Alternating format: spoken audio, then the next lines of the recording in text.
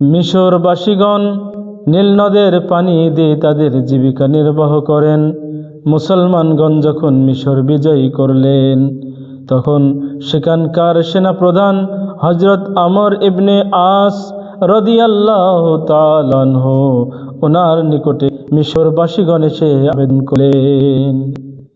কি আবেদন করলেন?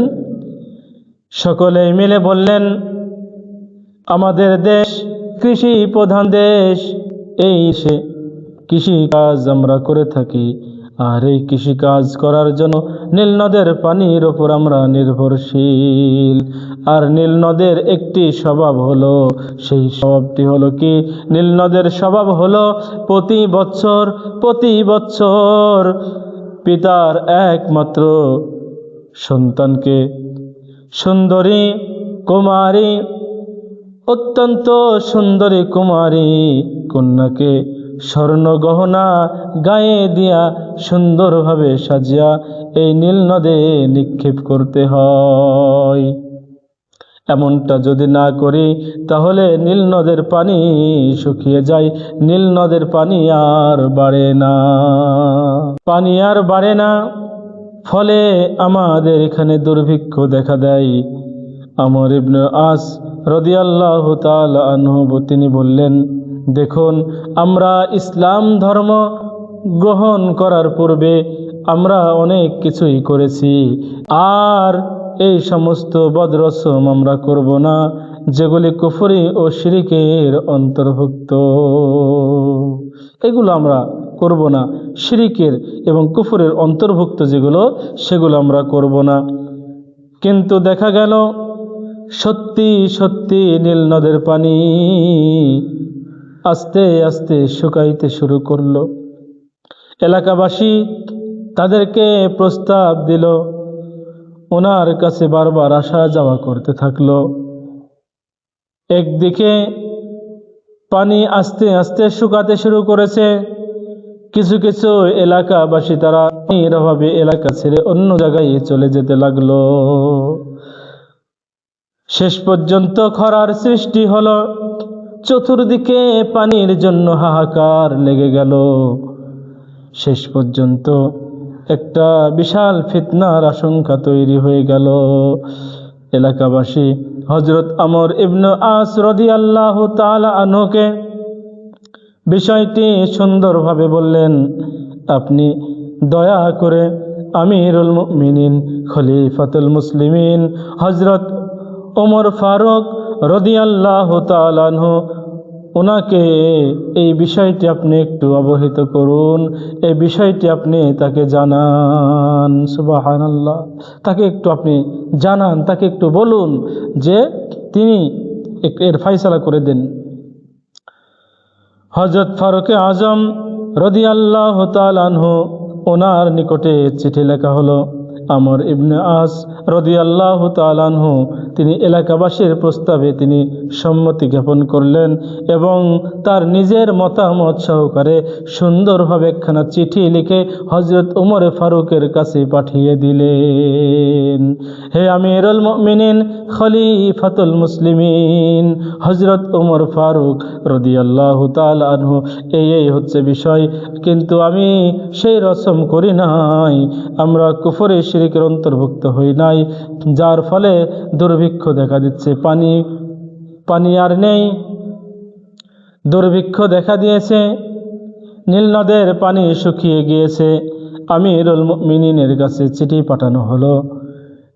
হযরত ফারুক আজম রাদিয়াল্লাহু তাআলা আনহু তিনি সেই চিঠি পড়ে হযরত আমর ইবনে আস রাদিয়াল্লাহু তাআলা আনহু ওনার পক্ষে অত্যন্ত সন্তুষ্টি হলেন, খুশি হলেন এবং মহান আল্লাহ পাকের শুকরিয়া আদায় করে বললেন, ও আমার আল্লাহ পাক, ও রব্বুল আলামিন, আমার প্রতিনিধি তিনি কুফরি কাজ করে নাই, আপনার উপর নির্ভরশীল হয়ে তিনি ইসলামের মধ্যে যেটা হারাম সেই হারাম কাজটি করে নাই। এই জন্য আমি আল্লাহর দরবারে শুকরিয়া আদায় করছি। হযরত ওমর ফারুক রাদিয়াল্লাহু তাআলা আনহু তিনি চিঠিখানা যখন হাতে পেলেন, সেই চিঠিখানা পড়ে হযরত আমর ইবনে আস রাদিয়াল্লাহু তাআলা আনহু ওনার উপরে অত্যন্ত সন্তুষ্টি হলেন। সুবহানাল্লাহ। মহান আল্লাহ পাকের শুকরিয়া আদায় করলেন যে ওনার যে প্রতিনিধি তিনি রসম কুফরে শিরকি করেন নাই। সুবহানাল্লাহ। তিনি চিঠির জবাবে লিখলেন, আপনি যা করেছেন উত্তম কাজ করেছেন, অত্যন্ত ভালো কাজ করেছেন, যেহেতু সম্মানিত দিন ইসলামের মধ্যে এটা হারাম। এটা কি? এটা হারাম। হারাম রয়েছে।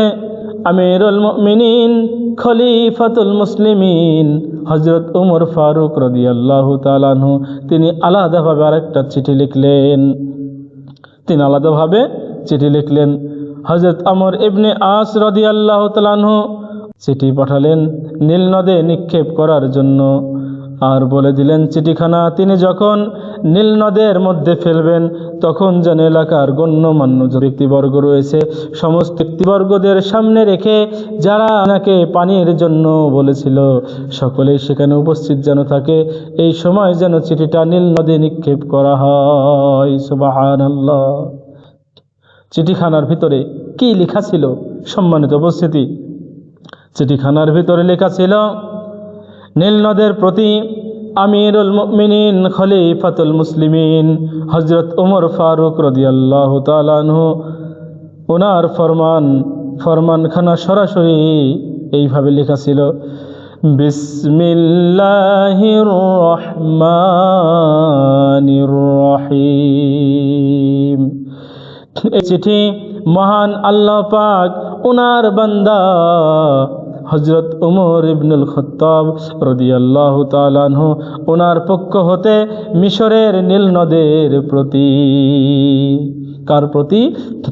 নীল নদের প্রতি আমি এই চিঠিখানা লিখলাম। নীল নদের প্রতি চিঠিখানা লিখলাম, হে নীল নদ, তুমি যদি নিজের ইচ্ছায় প্রবাহিত হয়ে থাকো তাহলে তোমার পানি আমাদের কোনো প্রয়োজন নেই, তোমাদের পানি। যদি তুমি নিজেই একাই যদি তুমি প্রবাহিত হও তাহলে হে নীল নদ, তোমার পানি আমাদের কোনো প্রয়োজন নেই। আর যদি তুমি মহান আল্লাহ পাক ওনার নির্দেশে প্রবাহিত হয়ে থাকো তাহলে মহান আল্লাহ পাক তিনি যেন তোমাকে প্রবাহিত করে দেন। সুবহানাল্লাহ। চিঠি লিখছেন ওমর ইবনুল খাত্তাব, নবীর সাহাবী, নবীর গোলাম, চিঠি লিখলেন নীল নদের জন্য। চিঠি যখন পৌঁছালো তখন সময় ছিল বাদ আসরের নামাজের পর।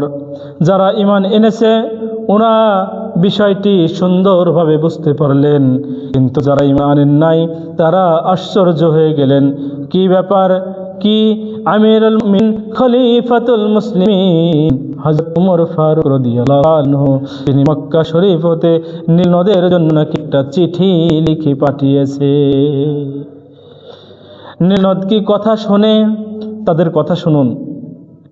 যারা ইসলাম বিদ্বেষী তাদের কথা সবসময় কর্কশ ভাষা। তিনি বলছেন নীল নদ কি কারো কথা শোনে নাকি পড়াশোনা জানে?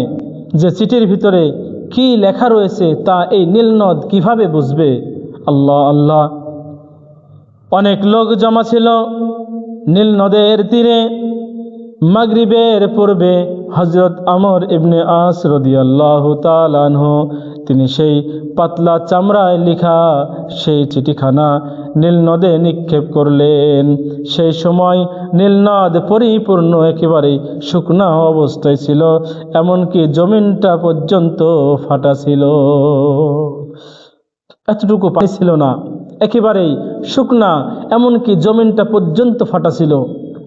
সেই নীল নদের উপরে যখন আমর ইবনে আস রাদিয়াল্লাহু তাআলা আনহু তিনি যখন কি করলেন, সেই উমর ফারুক রাদিয়াল্লাহু তাআলা আনহু ওনার চিঠিখানা যখন নিক্ষেপ করলেন, ইতিহাসে বর্ণিত রয়েছে তিনি যখন চিঠিখানা নীল নদের বুকে নিক্ষেপ করলেন তখন চামড়ার চিঠিখানা বাতাসে দোলাতে দোলাতে দোলাতে দোলাতে যখন ওই নীল নদের জমিনটা স্পর্শ করলো।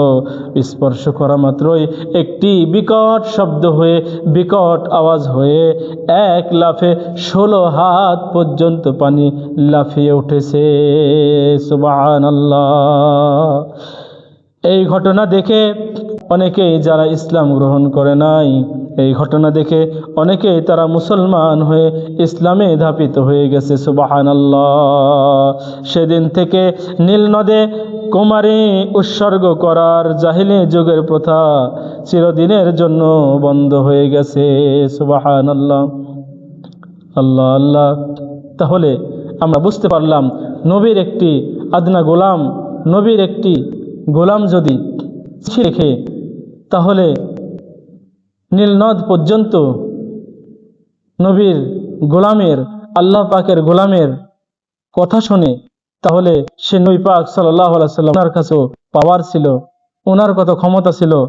আমরা এখান থেকে স্পষ্ট বুঝতে পারলাম যারা আল্লাহমুখী হয়ে যায়, রসুলমুখী হয়ে যায়, আল্লাহ এবং রসুলমুখী হয়ে যায়, তাদের কথা নীল নদের পানি পর্যন্ত শুনে এবং যুগ যুগ ধরে যে জাহিলি যুগের যে প্রথা ছিল সেটা চিরদিনের জন্য হযরত উমর ফারুক রাদিয়াল্লাহু তাআলা আনহু বন্ধ করে দিলেন। সুবহানাল্লাহি বিহামদি। সেদিন থেকে আজ পর্যন্ত নীল নদের পানি আর শুকায় নাই।